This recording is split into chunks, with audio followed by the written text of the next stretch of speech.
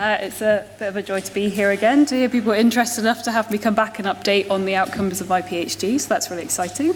I'm based at Bristol, I'm a research associate there, but today I'm going to be talking about the main feasibility study of my PhD and updating really on the results of what happened when we went out and trained cattle vets in motivational interviewing. My PhD was looking at motivational interviewing in the herd health advisory paradigm, linking to really understanding how we can better engage farmers in conversations about behaviour change by tapping into their intrinsic motivations as a route to positive outcomes. Now, why are we interested in this area? So, as many in this room will be aware, lameness and mastitis are endemic in UK herds. There's been huge amounts of research over the past couple of decades on the risk factors and management strategies implicit in their occurrence, and those working in industry have huge amounts of skill in applying this research. So we have excellent control regimes such as the Mastitis Control Plan or the Healthy Feet Project. But what we're not seeing in accordance with the huge influx of scientific research is a change in the incidence and prevalence rates of these diseases on farm. And these represent a really significant welfare challenge for the cattle affected, but also an emotional and financial burden for farmers working in industry. So my question was really, what are we missing? What could we focus on to better amend this context and engage farmers in positive behaviour change? And my passion, my slight obsession at this point, is advisory services between vets and farmers. Vets are recognised as the main point of contact for health and welfare advice. And what we know is that maybe they get weekly or fortnightly visit with their farms they're responsible for, during which time they have to do a whole host of tasks, so fertility checks, look at emergency cases, clinical cases, herd health reports, other farm reports, social chats, also very important. But as part of their role, they have to inspire behaviour change. Now, maybe they get 3 hours with a farmer every couple of weeks. That's maybe 1% of that farmer's time they're out there behaving. To change someone's behaviour, that's a tall ask even for a behavioural psychologist, and we expect most vets to do this with very little training. And my interest was looking at this interaction and saying, what's going on here? What could be the issue that's tripping up farmer engagement in terms of how this advice is communicated? Because communication is really that gateway between you and your client, whatever industry you're in, and is therefore really the heart of animal well-being. And what our initial research was showing is that when vets communicate with farmers about an animal health and welfare issue, whatever that might be, is, as a professional role, tend to be very good at saying, what to do and how to go about it. And you may think, brilliant, that's what we're paid to do. We go out on farm, we give the advice, the farmer's paid for that advice, so that makes perfect sense. And actually, this is a very typical helping response in a lot of professions who have an advisory role. What we also noticed is that there's a huge amount of research that we've drawn on in the health sciences as well as in the veterinary sciences that would suggest that when farmers are trying to make complex decisions, when there's huge amounts of lifestyle and social factors as well as animal health in things like lameness and mastitis, well, there's no panacea, there's no magic bullet. Farmers tend to be quite ambivalent about change. So on the one hand, they might want to implement these recommendations we're making. On the other hand, they've got a whole host of reasons why that might be difficult for them. They might be strapped for time. They might, want to be picking their kids up from school at a certain hour. And actually, the problem is when we come at advice and we are very good at saying what to do and how to go about it, and someone is ambivalent, so they have reasons for change and against. What we know from psychology is through a process called psychological reactance, is when we go in with all the good reasons for change, what we naturally evoke, because we don't, as a recipient, like to have our sense of choice and autonomy thwarted, is we evoke the exact opposite of those arguments. If you've ever used reverse psychology with children, you know exactly how this works. We are not any more, advanced as adults. And so a conversation where we do our best to help a farmer by saying what the solution is and the tips and the advice, when someone's ambivalent, which you make a good bet that a lot of herd health management procedures would cause this, can lead to poor engagement with advice. So we were saying, what can we do about this context? How can we bring about maybe a communication method that would fit into this need to resolve this ambivalence and help farmers move forward a little differently, whilst also upskilling vets in these interactions? And this is why we came to motivational interviewing. So these chaps here, Bill Miller and Steve Rolnick, have been developing this model since the 1980s. And it's developed, in alcohol addiction treatment specifically, and it elicits behaviour change by really focusing on exploring and resolving this ambivalence in clients as a way to moving towards positive change. It's evidence-based. There's over 500 controlled trials. There's text in 27 languages, I believe. People train in more than 50 languages worldwide. It's really kicked off in everything outside of alcohol addiction, in a broad range of health services, in things like environmental inspection and probation, because it relies on basic psychology on how to have a positive conversation about change. Because ambivalence is something that is not just about farmers, it's about anyone in this room that made a New Year's resolution and struggled to put it in place, who's ever made a pros and cons list. This is something that's basic about psychology. So we've taken this person-centered, goal, change-orientated method and really wondered about whether, this method for facilitating intrinsic motivation in conversations about change could help vet services. And I can't, do a brief catch-all on what MI is, but just as a little idea, MI is very much about two core ideas about developing both a relational and technical component to your advisory style. So practitioners in MI will really focus on developing a relational context of partnership, empathy, acceptance. They will use a lot of reflective, active listening. They will positively affirm their clients. They will explicitly seek collaboration and emphasize choice as part of the interaction, and use open, evocative questions to really fully understand and integrate that person's viewpoint and motivations. The second thing that an MI practitioner will focus on is evoking particular types of language around change in an interaction to help someone align their own motivations with the advisory agenda that's on the table. If we go back to that slide I showed you about people being ambivalent, what we do in MI is we simply give these two types of language a name. So when people are talking positively about change, I'd like to reduce the lameness to improve my cow's welfare, we call this change talk. And when people are talking negatively about change, I'm too strapped for time, we call this sustain talk. And then my practitioner in a conversation is very attuned and has a sharp ear for this. And essentially what we try and do is use a variety of skills, strategic listening, particular questions, focusing on the change in different ways, exploring goals and shaping confidence to enhance the amount of time this positive language is occurring. There's a huge host of research in the health sciences that shows that this is more than semantics. The more that you talk positively about change in a conversation compared to how you vocalize the negatives, the more likely you are to see a change in outcome behavior at a week, a month, 6-month follow-ups. So if we can facilitate farmers or whatever clients you work with talking positively about change and interactions, this has a meaningful effect. So in my research, I really wanted to understand 3 core ideas. I wanted to know whether vets could learn and apply motivational interviewing with brief training, because this is quite novel. No one really has looked at this context, particularly with its added concerns of having to have these communications in between tractors and crushes and cows moving, a little bit different to a GP context. But also brief training. We knew we didn't want to try and take vets out and give them 3 whole days to see what could change, because that's quite hard to get for CPD in practice. So maybe could we provide it in a couple of clinical clubs and look at outcome behavior? We wanted to know how this brief training might enhance this positive language around change to see if farmers became more engaged with vets that had this type of training.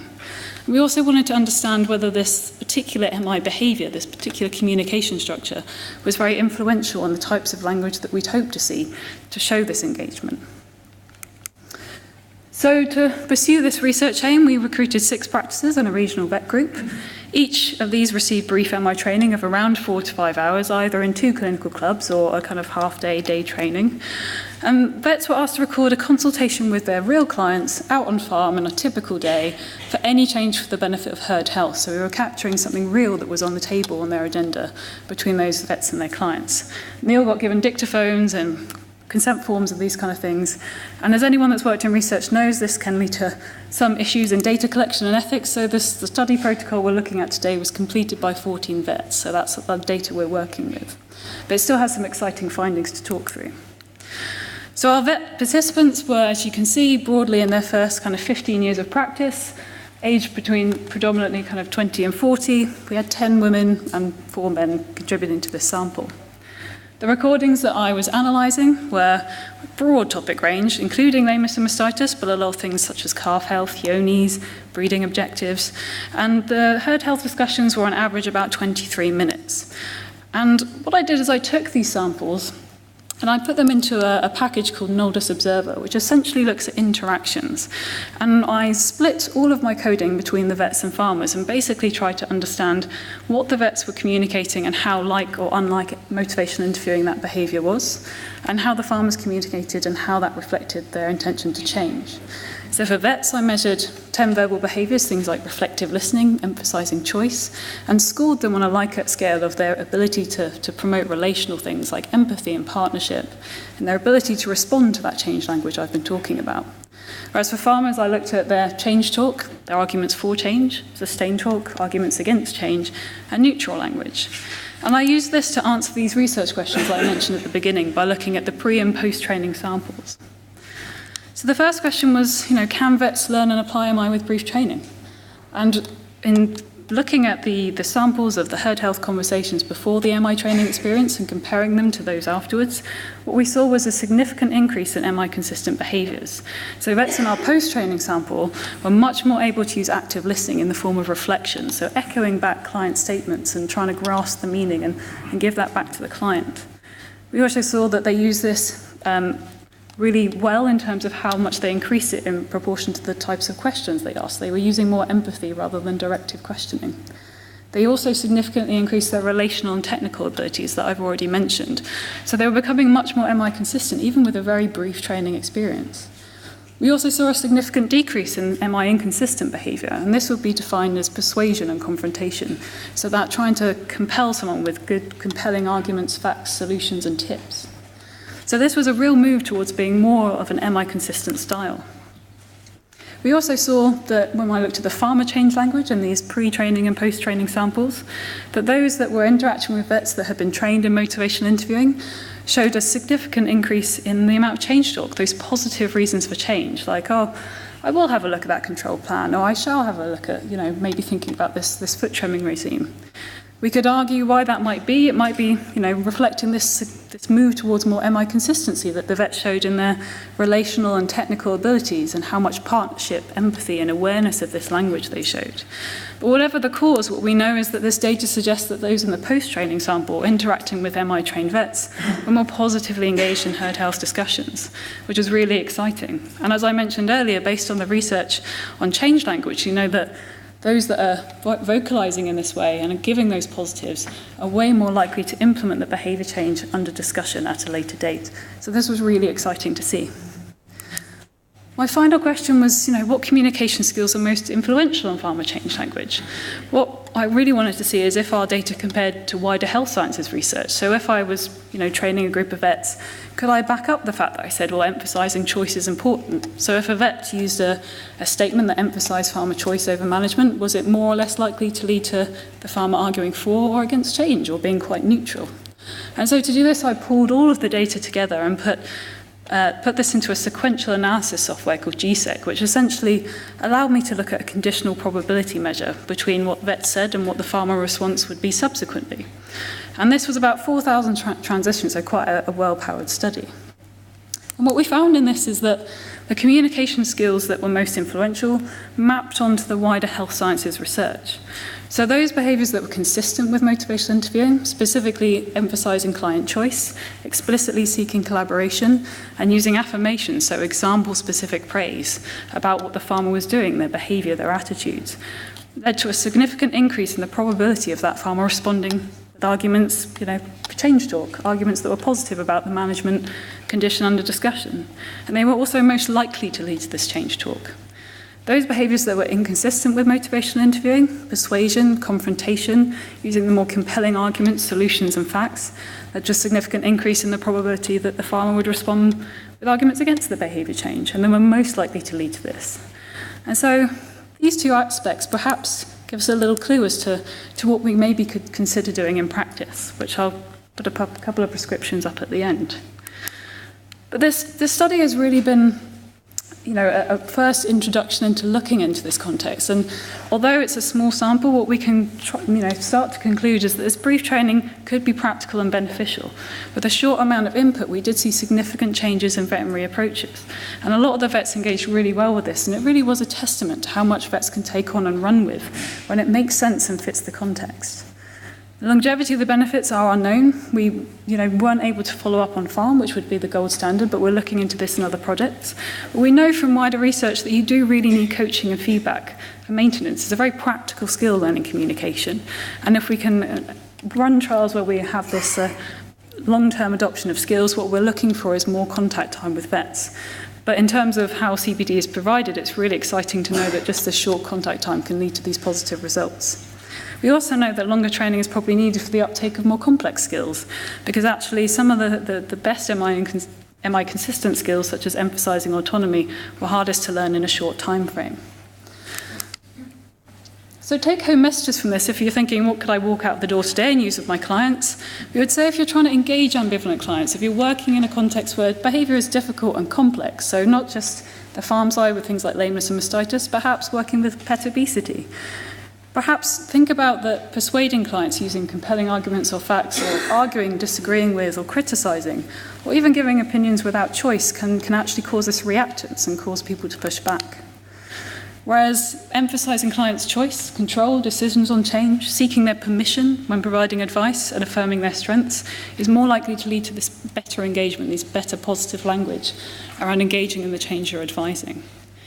And I always tend to finish this with this quote that one of my trainees sent through that really highlights this to the best extent, is that one of the vets I trained had gone through this 4-hour program, had gone out on farm and used it with some of their farmers.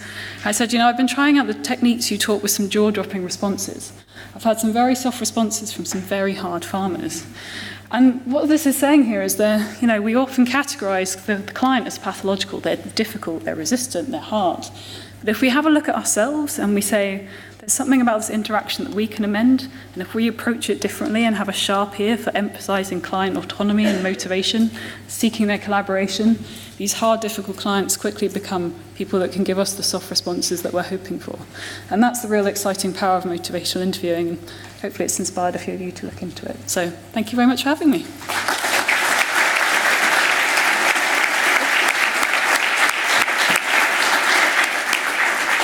Thank you very much, Alison. There's a lot there. We've had quite a few questions in. It wasn't intentionally planned not to have questions after these sessions, but there's one very interesting one, very quick one, before we go on to John. And that is, how about things like body language and non-verbal communication? Is that part of the MI package? I guess MI focuses particularly on that two-way interaction in terms of how you can attend to and have a sharp ear for verbal behaviour. It's impossible really in practice to separate that from everything that everyone in this room is constantly doing with assessing non-verbal body language and all these kind of things.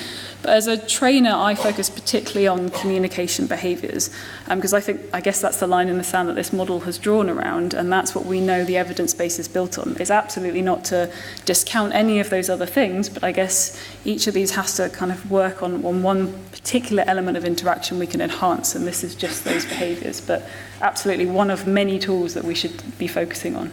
Right. Thank you, Alison. Well, if you asked a question and would like to tackle Alison later on, please do so. So I'm sorry you haven't had the chance to ask those, but thank you very much.